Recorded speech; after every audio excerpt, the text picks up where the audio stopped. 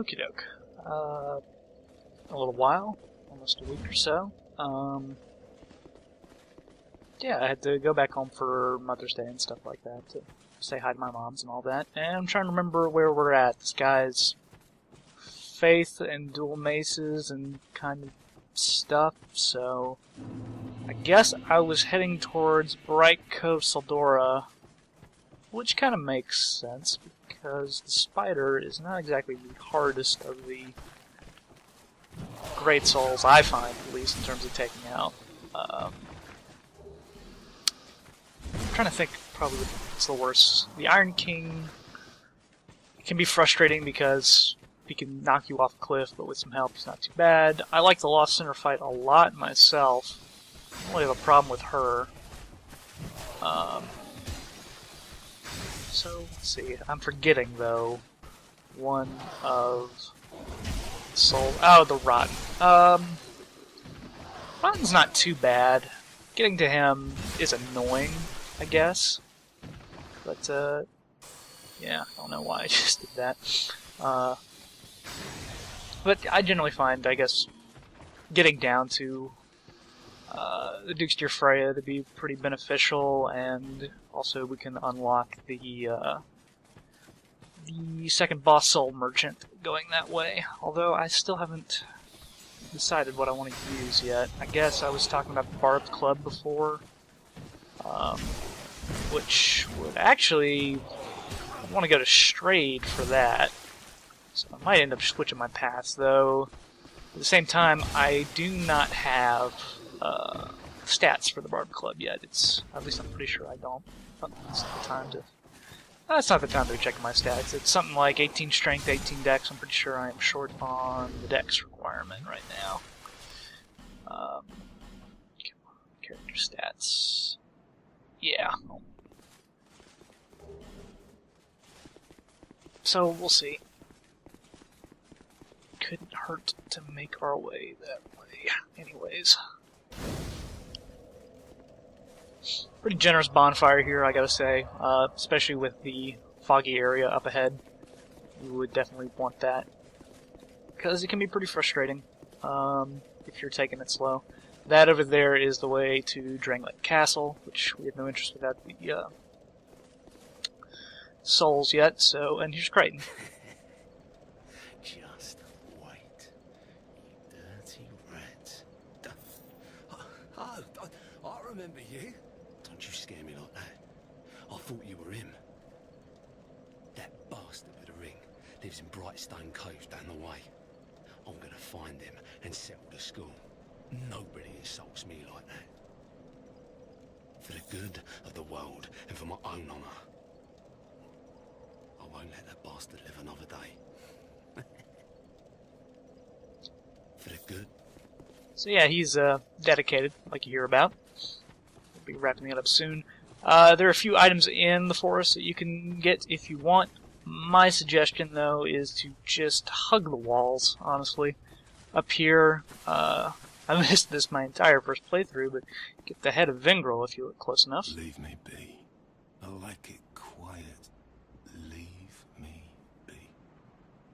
He's an interesting fellow, in all honesty. What business have you here, traveller? You may call me Vengal, if I deserve a name in this sorry state. 'Tis rare to flap these gums. This is pleasant. It's nice that he, like, warms up to you. He's not that bad of a guy, honestly. Long ago, I was hired to defend the kingdom. I remember a long, brutal fight, and then somebody killed me. Or so I thought. I came to, and found myself like this. I don't know what explains it, but it's not so bad, really. Now I watch the days go by, and gaze at the night sky, thinking of the finer things, far removed from war. I'd grown weary of battle, but did not realize it until now. Like, for a guy who's missing all of his extremities below his neck, he seems to be actually in pretty good spirits. I know not what brings you on this journey, nor will I deign to ask. You may bear a great burden, don't we all? I prefer to stay my distance, but I want to warn you of something. My body, I see visions. My body, headless, raging without me. My body, wielding my sword, a sword forged only to kill. My body will show no mercy. If you see the wretched thing, stay far away. I learn new things every day. Things never learned in battle. And, thanks to you, I've recalled the joy of conversation. If I can help you, if you require something, do speak up. He has a few things that are worth note. Get a claymore here if you missed it, along with the greatsword. Later, when you complete his quest, you'll also be able to get a red rest scimitar, which is a strength scaling curved sword. Which is pretty nice. Just gives a variety for strength users something to do. There's another like soul protection ring, except this one works with stone, which is nice. Great arrows if you've got a great bow. Urns, gold pine resin, and magic barrier. And you get some more stuff. Farewell. I will retire to my silence.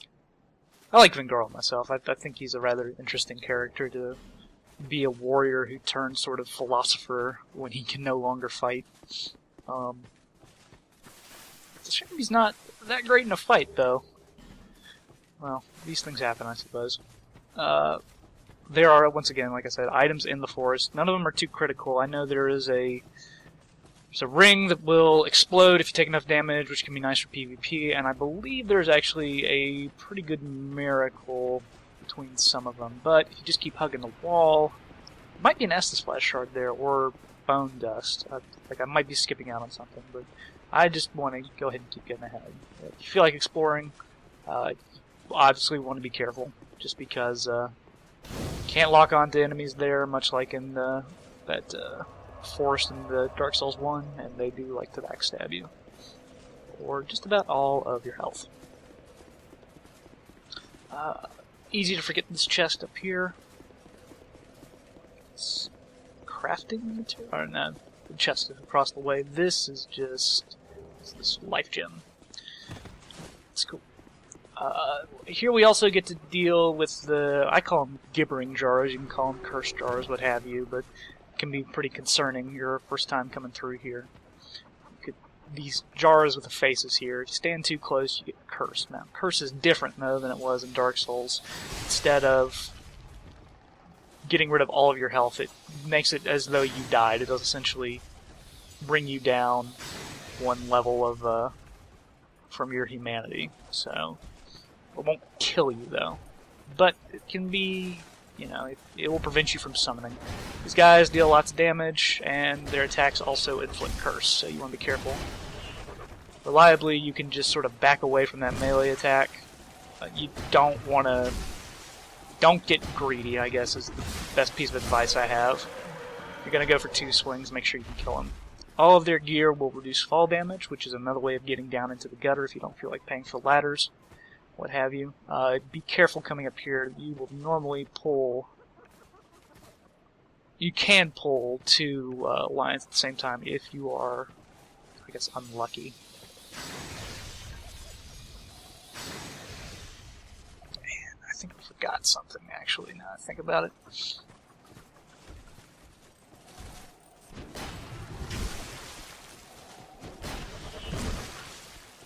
And also, these guys are also pretty susceptible to backstabs as well. They have a pretty wide angle when you can do that.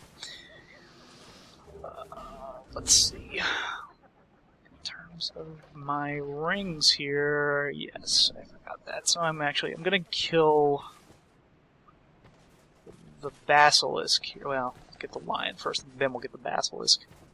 Lion's pretty hardy too against some spells. They don't seem to like to take lots of spell damage, so fortunately melee damage is going to be your best method for dealing with them. They will deal lots of damage though if they manage to connect the blows, so like I said, you want to be careful.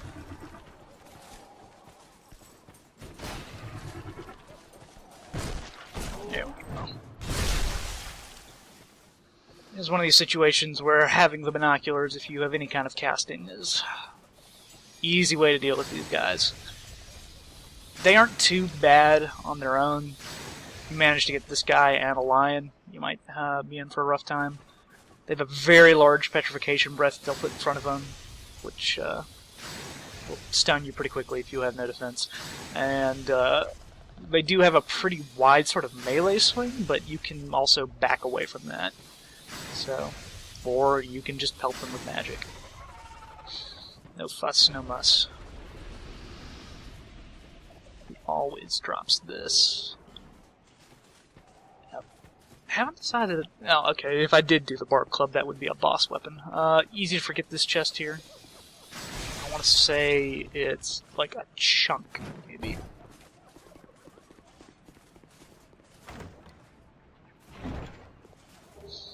Yep, and a bone. Spiffy.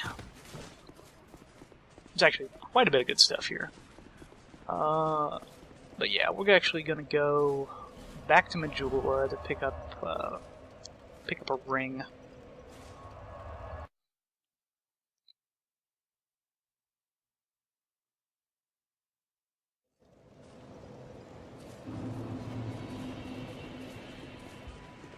Actually, I have not dealt with Xiaoqua that much this playthrough. She has lots of interesting lore bits, and does probably the most hinting towards the first Dark Souls out of all the NPCs. Oh. Who are you again? No, I'm not serious. You do have a rather pleasant scent. The type I'm quite fond of. She is delightful. Here we go. Ring of Whispers. Satisfied? I'll be around if you ever come back. This is the ring I thought that you needed for voice chat. Apparently you don't. I ended up looking this up later. I had voice chat on, and I guess some people heard me while doing commentary. Yeah. But it has its use over here.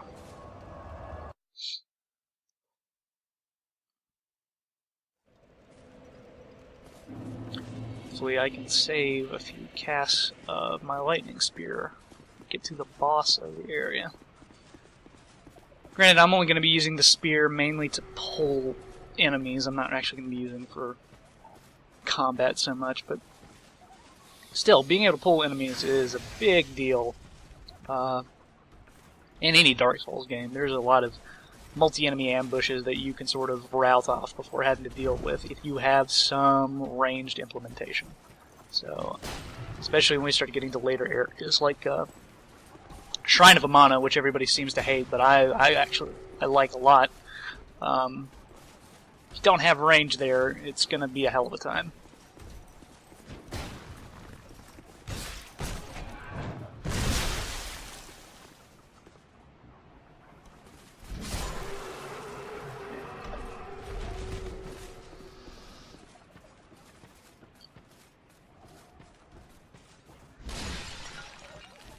So this is what I was talking about, getting two lions at the same time, which is not fun.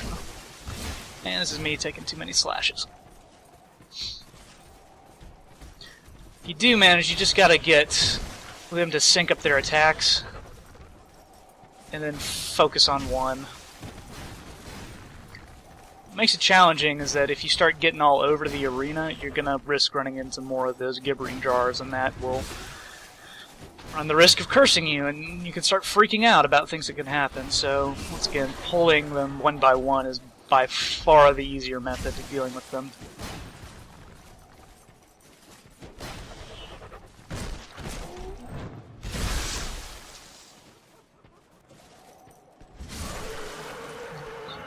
Take a detour over this way. This. Gotta be careful in here. There's actually, I want to say, 3 jars that can get you cursed up pretty fast. If you run through, you don't have to worry about it so much. I know there is a lizard here. Normally I summon somebody and they end up getting it for me. There we go. gonna miss it. Because I didn't just, yeah, I should have just fired another lightning bolt, because I'm terrible at meleeing them. That one has some good stuff, too. I want to say it might actually have a thing for, like, magic upgrades, so useful to some people. I feel like there's a lion around here, but I guess not. It's a scythe. It's got a dark element on it. That's about it. A lot of people here, you like fighting him. I know I did my first time, and he does drop something. There's another way to get it. Another thing is, there's no lock-on reticle, which would be kind of a big hint that he's going to be non-aggressive. So, yeah. If you have the Ring of Whispers on, you can talk to him. Human, are we? This is no place for you. Be gone. Are you not afraid of me? Humans rarely come here. Those who do turn back when they see me. Make an attempt on my life. Guilty as charged. But you are different. We once had a master. He created us long, long ago. But he was born with a fatal flaw. He resented those who had what he lacked and became fully mired in hatred. Eventually, he drove himself mad. It was at the peak of this madness that he conjured up we strange creatures. Our master was a tragically lonely soul. Eventually, his solitude eroded his very reason. What it was that he truly lacked. Nobody knows when we were born, or where our master has gone. The only ones who even speak a human tongue are myself and my better half. I wish to ask a favor of you. I want you to kill my betrothed. Once, I always found her at my side. She became violent, raging uncontrollably. Eventually, she came after me. We have been locked in combat ever since. We seem to be at a standstill. The wounds we exchange are never lethal. I was born of my master's madness. Perhaps this is some curse. I will be sure to assist you in return. So, let's see, maybe there's a little bit more dialogue. The past is a distant fog. My name was Tark. That is all that I remember. That's the key thing right there. So, popular fan theory right now is that that is Black Iron Tarkus, who was an assistant summon in Sin's Fortress. He could help you fight the golem. You later found what was supposedly his body, along with his characteristic black iron armor, in Anor Londo in the cathedral. He was next to the painting that was the portal into the painted world of Aramis. So you never actually really dealt with him so much as other than he was a summon that helped you out. But say Tark and Tarkus is not too far away from each other, so it's a pretty safe bet. The his master that he alludes to also is speculated by many people to be Seath the Scaleless, which would kind of make sense considered what we know of him.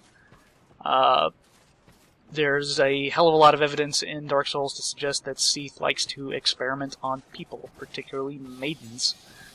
Those jellyfish ladies that you end up killing in Seath's Fortress, those are all pretty much implicated to be some kind of maidens, or clerics at one point. So, yeah. I can't really, that's the fun thing, I guess, about Dark Souls lore. It's hard to say anything is concrete, easy to suggest some stuff, lots of evidence for things as well. And eventually it ends up being just there is a fan canon to things, and depending on, who you like to follow, it's probably going to be whose beliefs you align with. For me, EMB, Hellkite Drake, those are the kind of people. German Spy, they both worked on those guides, for example. Seem to know what they're talking about, and I fall in line with them. The most original theory, I guess, or questions I have about... Oh, see, that's how much damage I can do there. Dark Souls 2 mainly concern the introduction, the nature of the undead that you play as, and all the implications that that provides.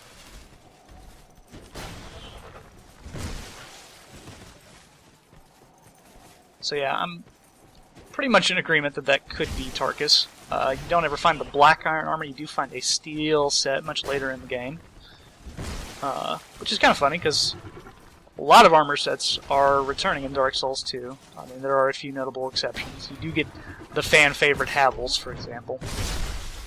But none of Solaire's armor, for example, although, based on some of the April Fool's stuff that they had, which was a Solaire summon sign that you couldn't actually summon in at some point, it seems like there might be statless versions of the armor somewhere in the game code. I'm surprised I haven't seen more like data mining of what Dark Souls 2 content there is. There are a few mysteries still left. For example, young Shenalot being listed in the cast credits, as well as some other like conceptual things that don't seem to have ever been capitalized on, which I'm sure we'll find out more about at some point. Hellkite Drake, for example, seems to always do a pretty good job of keeping a channel updated in terms of, you know, things he discovers. Let's see. There are a few more of these guys to fight and a few more items to get before we do the boss. The question is if I'm going to have enough durability left on this club before I have to go back to the bonfire. I guess I have enough repair powder that if I really needed to, I could do that. I am not getting those backstabs. Roll to the side, don't roll away. I should just probably just suck it up. This is gonna kill me.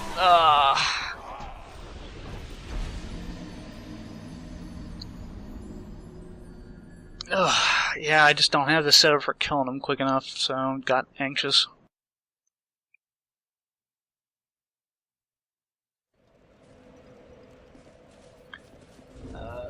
Let's see. I'm not particularly hurting for humanity or effigies at the moment. I don't mind burning them. I still have not done the Pilgrims of the Dark yet, which I've started them on another character. It was tough. Guess I'll take more summons as I see them. And for that, you do initially need humanity, or if I say humanity, I mean effigies. Same basic thing.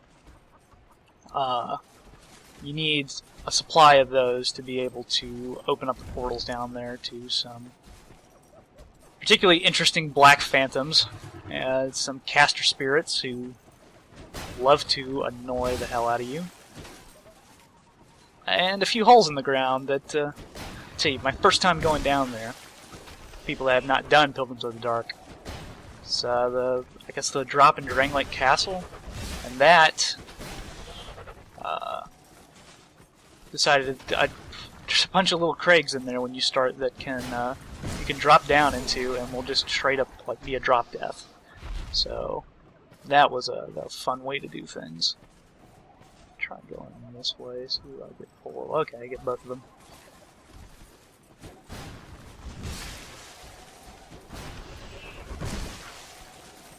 That's me not so.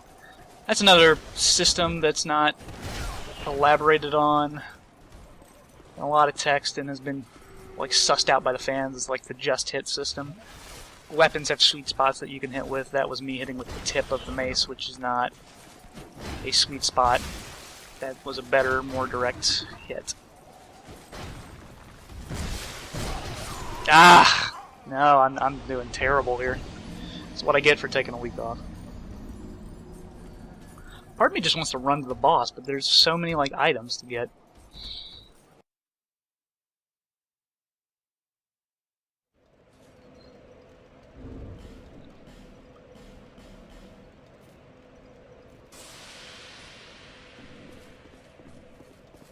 Ah, that means I lost about, I guess it was about 5,000 souls doing that. Why am I not wearing a ring of life protection? It's supposed to save me from having to do stuff.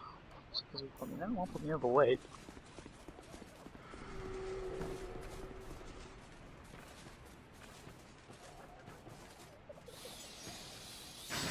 Could have had more space to fight if I had gotten rid of that. Okay, round 3.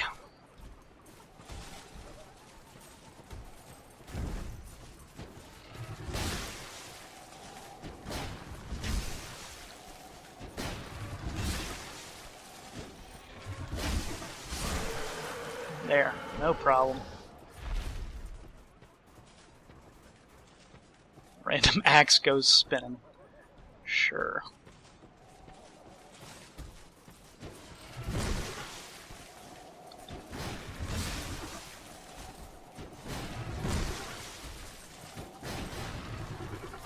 Okay. Just gonna get their attacks synced up. No problem.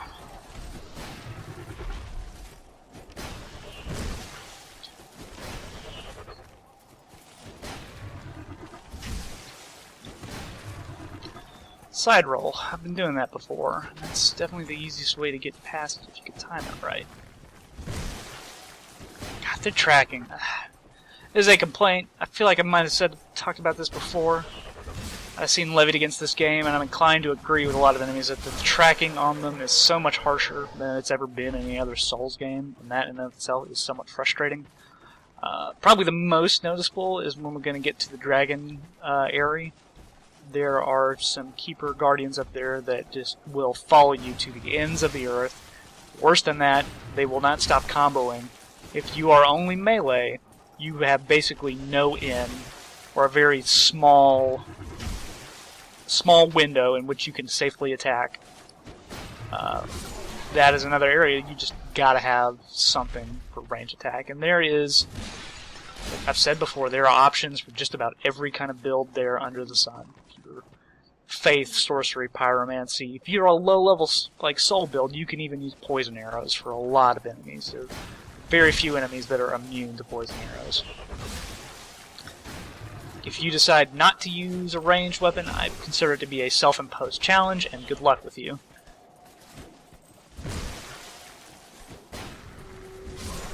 There we go.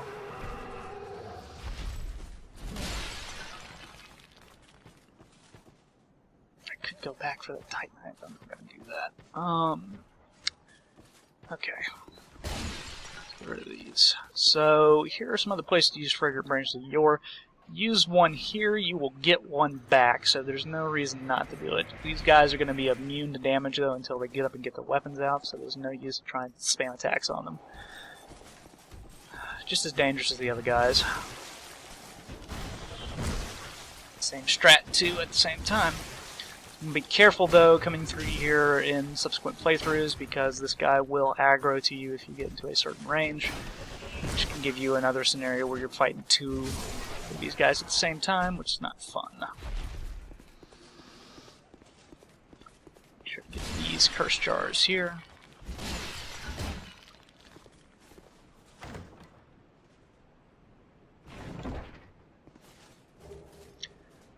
Then you get your Lion Mage set. Does not have a headpiece as far as I know. Each of those pieces, though, will increase casting speed. It's a popular set of items for high-level PvP build, just because they all will increase cast speed and have low weight, low armor rec means you're not really worried about anything, just because you're gonna take damage anyway.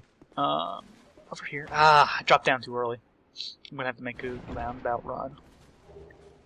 Homing Soul Mass, along with the Dark Diver. Look how far this undead has wandered, and a very fit undead you are. A bit too alive, but with a darkish shadow. Yet still unprepared, and like every undead, you have no future. Oh my, don't mind me. I'm just talking amongst myself. Sure. If you find a need for a truer dark, then meet again. We shall. If you manage to join them, and you get a pretty awesome ring for that will basically increase damage for hexes, I think it's about 20%, all costing you 30 HP per cast. And for if you're going like sorcery with a bunch of dark orbs and dark hail and stuff, like it's very noticeable. Things like climax, though, on the other hand, which is what you get as a reward, gonna be kind of overkill. These guys can drop twinkling, they can drop pale stone, all kinds of elemental stones, so worth killing. Careful about these acid puddles here, they will break your armor really quickly. Weapons no longer degrade, however, which is nice. From those, so you don't have to worry about that. The whole thing is basically designed as set up as a trap. You saw earlier the blind warrior setting off that, like, you're supposed to fall in there, get bum rushed by all of those basilisks, and then break all your stuff. It's kind of rude, but at the same time, the trap itself is somewhat obvious, so if you fall for it, you kind of deserve it. Still, there's good stuff down there, which we'll get with just a sec. I had to take care of this guy, and I totally blanked on taking him out. Oh. Getting staggered. This is why you want to back up most of the time. There we go. Fang key is what we needed. Get a shortcut here, though. You can actually leap up here if you want, but it's not really going to do you much good. I guess it's just like a thing worth noting.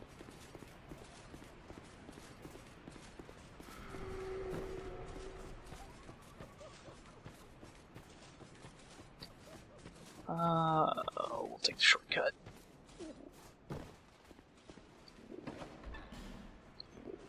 I wonder how many people just attack her up front. Thank you for helping me. I am Onyx. I owe you some form of thanks, but have nothing for you at the moment. If it would not trouble you, could you visit my abode just down the way? She's cool.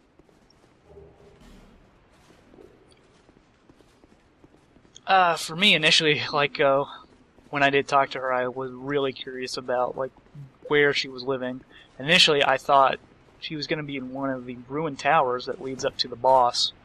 It seemed like a place for, like, a nest, I guess, but that was, I guess, just me being racist against bird people. She has her own home, and she is more of a blacksmith, but she's the other vendor for boss soul weapons. I don't know why they decided to split it up in two this time, but it's fine. We'll take McDuderson with us.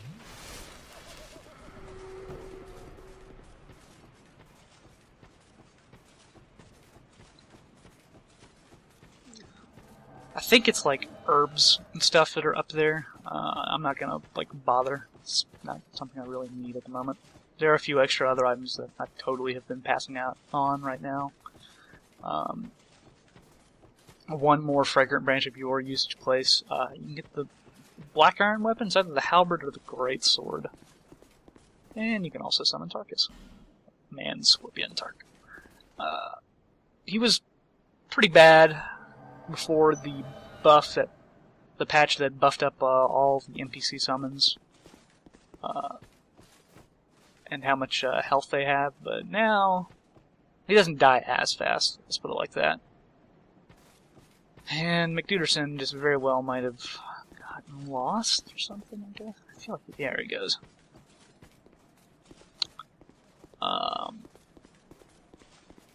This boss took me a few times my first time through. Really not that bad, though. Fool some people, lady in the ground. She will toss magic at you. Don't get hit by it. You go up and try to melee her, she's going to come up, and then you're essentially going to get... yeah, we had a Fire Spire lady in the first Dark Souls, and now you get Scorpion Caster lady here. Scorpioness. That right there is a great opening for some attacks. Pelting with range obviously works, but you need to be ready for when she comes in to like close the distance. If she does manage to hit you with the stab, it will... It's either poison or it'll toxic you. And Tark is showing the risk of just standing from behind. You can lop off those tails. The best time to do that is when she does those front double stabs. Staying up close to her is somewhat viable, though you need to be careful with that spear that she's flipping around, and once again, that right there will... I think you need to have a cutting weapon to deal with that.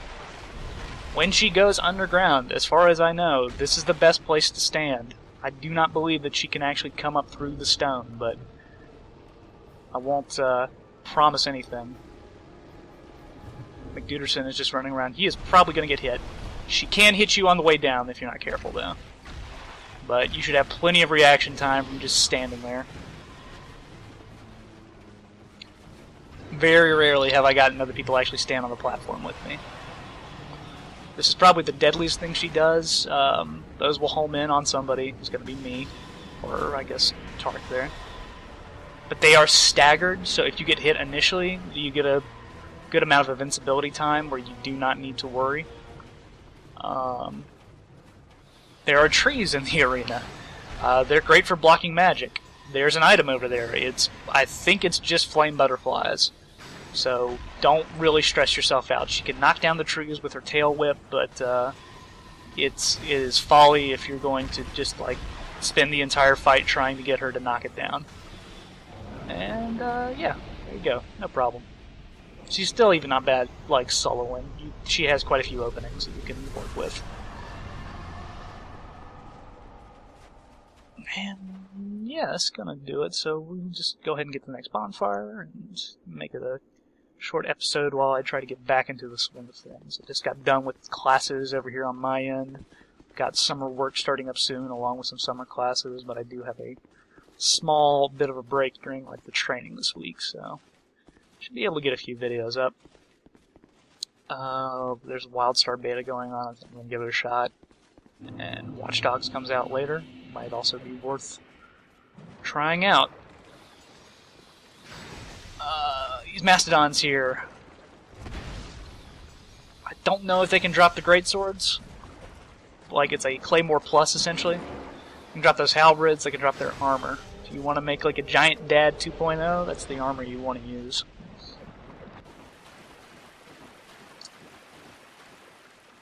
We got...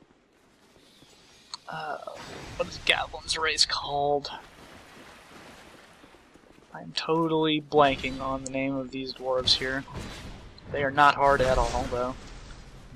Very easy to get backstabs on. Gurms. They're called Gurms. I don't know what the Prism Stones here are for. You can trade them, though. If you want to get like really bad items from crows.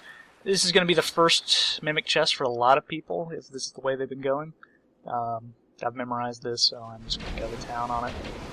You need to be careful, though, because it can still hit you with that right there.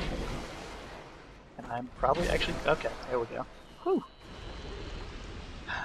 Definitely 4 Mimics in the game you can get the Dark set from, so that's worth doing, along with some strange weapons as well. Dark set is pretty much like the epitome of mediocre, I feel. Good backstab. This is just Dragon Charms, I guess, if you get poisoned. There's 2 ways out of here. You can go this way if you want to get up to Cove Sildora, and the other way down here is going to be putting you the rest of the Door of Pharaohs. You got to deal with the Rat Covenant down there. You will probably get invaded, but it's mainly just to the delight of the rats. There's some good items in there, though, like the Saint Tyr's Spear, so we're not a mundane build or a low stat build, so we probably are just going to pass on that. But, yeah, that's going to take care of everything for this episode. So, yeah, I will see you guys next time.